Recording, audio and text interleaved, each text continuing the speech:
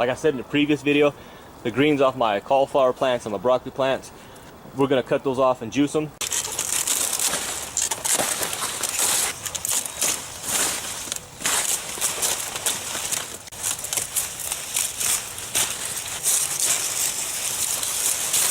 Now I just got the stalks from the cauliflower and the broccoli left in the ground. With a quick twist, you can usually just pop these guys out, no problem.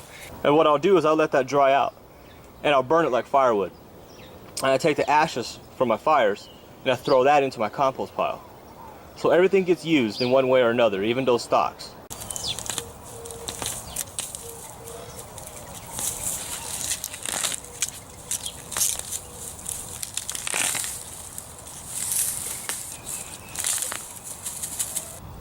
Quick Brussels sprout update. They're doing it, but they need to hurry, the heat's coming. All right, let's get the last of the rutabagas pulled up.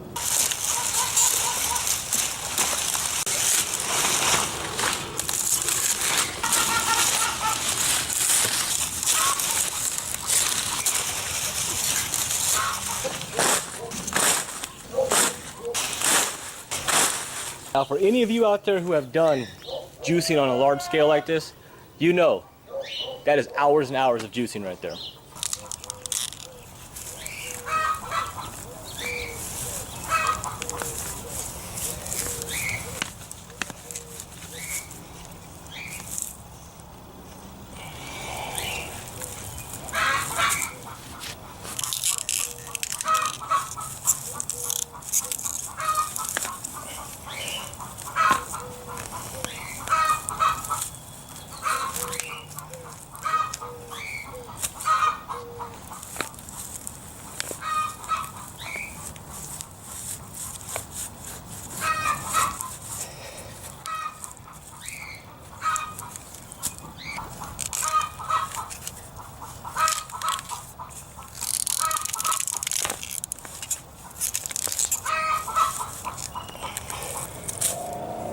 And now let's get the purple kohlrabi out.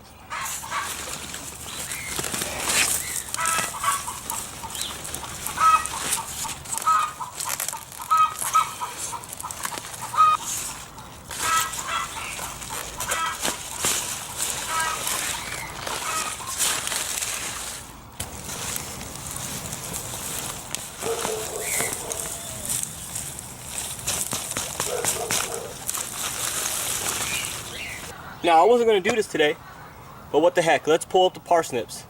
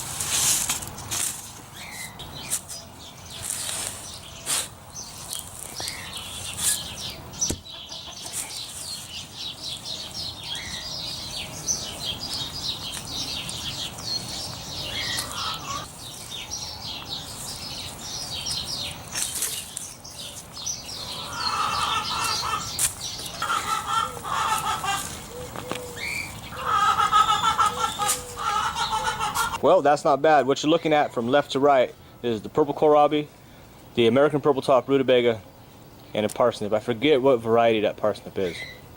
But hey, that ain't bad. Alright, now I'm going to show you how I get my raised garden beds ready for a new planting season. And the first thing I'm going to do is I'm going to remove the mulch.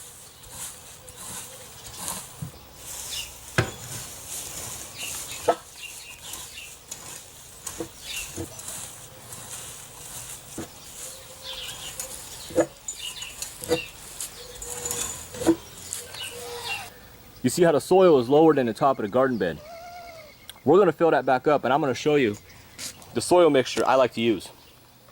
Now, the first thing I should point out is I don't use any native soil in any of my garden beds. The first bottom half is strictly just a locally made compost.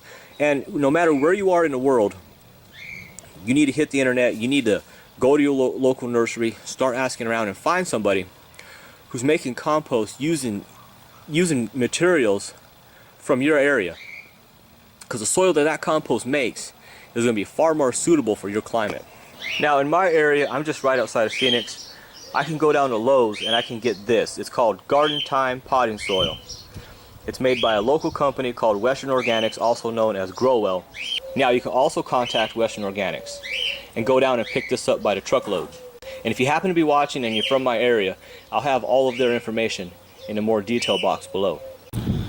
Okay, we talked about the bottom half, let's talk about the top.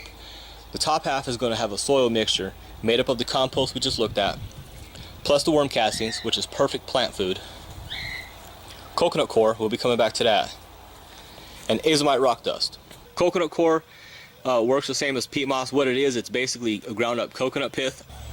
But the reason I like using it is because it's far more renewable than peat moss. And on top of that, in my experience, I think it works better. Now I get mine at a local nursery, and I know around the country a lot of nurseries are starting to carry it, so check there. If you're having a hard time finding it, you can get it on Amazon, and I'll put Amazon links in a more detailed box. Now coconut coir comes in like this compressed cube. What you want to do is you want to take this plastic off, throw it into a wheelbarrow and put water on it. Come back in about 15 minutes and start breaking it up with a shovel.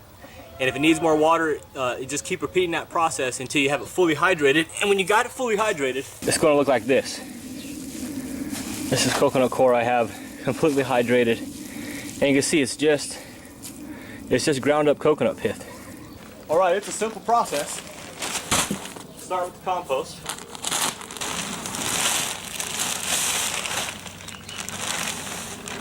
We're going to level this off. Now worm castings. I like to put my worm castings in a bucket. It's just far easier to work with this way.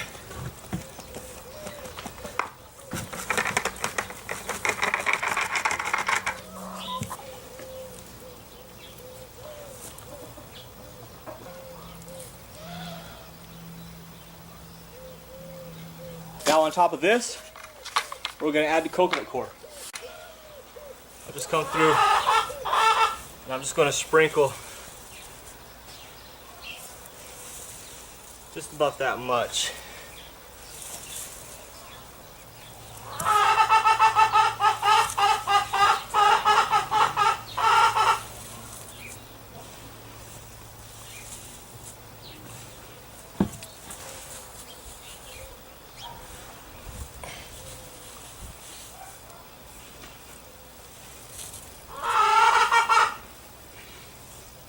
Now I'm just going to mix this top layer in. I don't till my soil. My garden beds are conditioned enough to where I just don't have to. And on top of that, there's a lot of research that says that tilling may cause a lot of harm to the biology in your soil. And you know, you have to do your own research and come to your own conclusions, but based off everything I've seen and the results I've gotten since I've stopped tilling, I think there's something to it. Now we're going to put the azomite rock dust right on top. I don't follow the manufacturer's directions. I use more than what they recommend. I'm just doing a healthy layer just right over the top like this.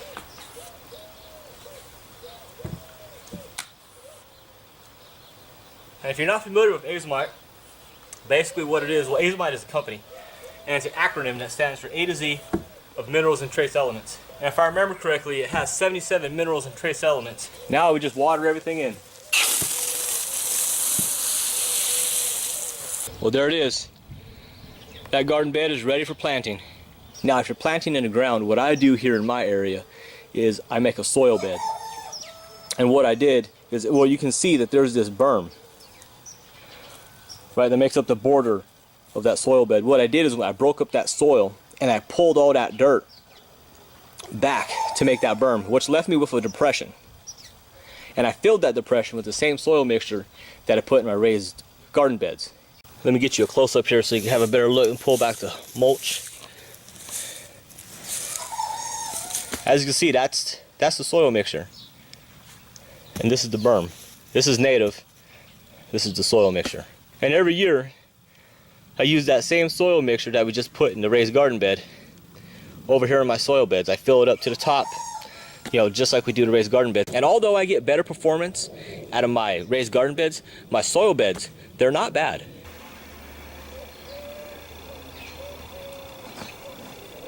Yeah, as you see, things are looking different. Got all my soil beds in. Garden beds are looking nice and cleaned up, amended and ready to plant. Like I said, I'm keeping some stuff. I'm keeping the collards and the kales. I got eggplants bouncing back.